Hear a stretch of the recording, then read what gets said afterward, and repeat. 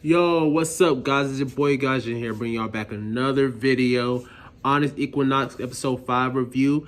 And what can I say? I'm still liking this anime so far. I have no problem with it. A couple of things, but I mean, nothing major. But before we get into this before we get into this episode review, guys, hit the like button, hit the subscribe button, doing a giveaway soon. So, with that being said, let's get into this episode. So we start with this woman picking flowers, and the second generation humans that we knew about in the last episode, the previous episode, was trying amongst themselves. So the wounded, they start finding one of the wounded ones start crawling away, but the woman drags that wounded monkey away and say, "You will scare them away." Which, now that I got done with the episode, I was thinking about Izel, the twins, and Zanyanya. So it cuts to them, and they are thrown up after eating them crabs, basically saying that was a bad idea. So after they eat that, so they are hearing the monkeys, and they kind of get scared, don't know where to go. As Zanyanya kind of tells them that monkeys are territorial, and they basically shouldn't fight them because the twin Kin tries to suggest fighting them, saying they could take them down, but she was against it. So she tells them that monkeys are basically trying to starve them out because they can't find food. So they're trying to starve them out of the territory. Izel is actually grabbed by one of the monkeys, and they are trying to talk to them, but they can't understand him. It's like, ooh, ooh, ah. And he's just like, what are y'all trying to say? So one of them comes up to Ken. He gives him the fruit, and because he's basically asking for the fruit. In return, he gives him an eyeball, and he punches Ken in the nuts. And all the monkeys just started laughing. So, but when Ken drops the eyeball, all the monkeys start fighting for it. So the leader looks in Izel's eyes and screams and runs off. And all the other ones follow suit. So they get into an argument about the food and stuff, and letting it get so and Izel's like, you shouldn't have let it get taken so easily. And then freaking Ken just went off like, you're scared of everything, we wouldn't have to do this, that. If you weren't just scared, we wouldn't have to basically depend on Yaddle. If you weren't scared and weak, so scared and so weak. So with that being said, Ken keeps on going, and he brings up Nelly, basically saying she probably got sacrificed to get away from you. So he gets up and he is furious. Yoon tries to calm the situation down, but he says, dude, Nelly's gone, you gotta chill. And when he says that, Izel just flips shit. He's like, don't you dare speak her name. And he pushes him out the tree, and he ends up breaking his leg. So Ken goes to tend to his brother, and when Izel gets over there to apologize, Ken punches him and starts beating him up. And Yoon yells for them to stop, to chill, but Ken is beating his ass. And then Zanyanya comes over there and ends up breaking up the fight. So Izel ends up cutting some vines to make a split for his leg, and they run into that woman. Now, she tells him to come with her, and Ken is like, this chick is a witch. Which I could see why he would think that, because I thought that too at first until I came up with my own idea in my head. So they decide to go with her because they feel like they have no other choice, because they feel like she's the only one that can help Yoon with his leg, because he's losing a lot of blood, and he's on the verge of shock. He could die. So they asked if she could help them, and she says, yeah, go get me the axolotl from the pond down south. So Zanyanya, Izel, and Ken go to get the axolotl, and they are being followed by the monkeys. So while they're going down there, Zanyanya's trying to tell Izel, yo, let's ditch these two because they're going to slow us down, and let's go ahead and accomplish this mission and go to Danibaan. Well, she wants to go to Danibaan because she wants to save her people. Well, Ken sees it, and he tells him to hurry up, basically. But they're still talking, and she's just like, it's wrong to choose a life over the life of many.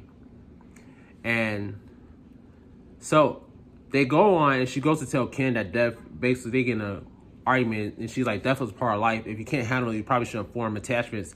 And Kim replies saying that, oh, saying no one who wants to save her people. And that being said, it cuts to the woman in Yoon, and Yoon has stopped breathing. Like, he basically has died. But the woman goes over there, places a flower on his chest, and tells him that he can't do that. And she gives him some liquid that was crushed with eyeballs and leaves. And when he wakes up, he's like, what is this?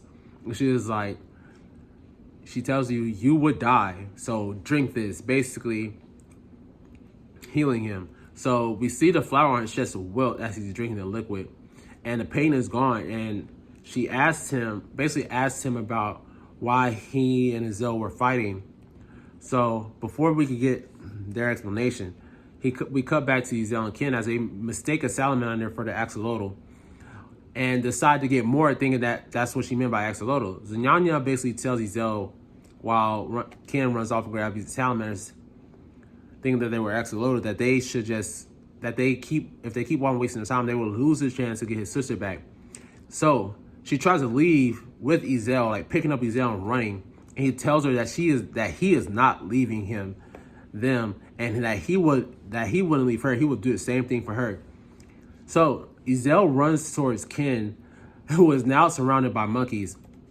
With that, it cuts back to Yoon talking with the witch, and he basically tells her how many gates they have closed and what he knows about Izel. And she tells him that Izel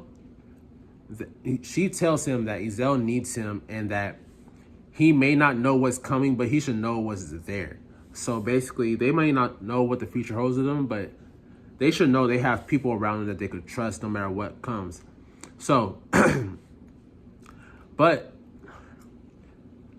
so she tells him that life is nothing without others. And when he says he's tried to be there, she replies that Izel needs to basically know that he could trust them with his pain, so he doesn't have to bear this burden alone.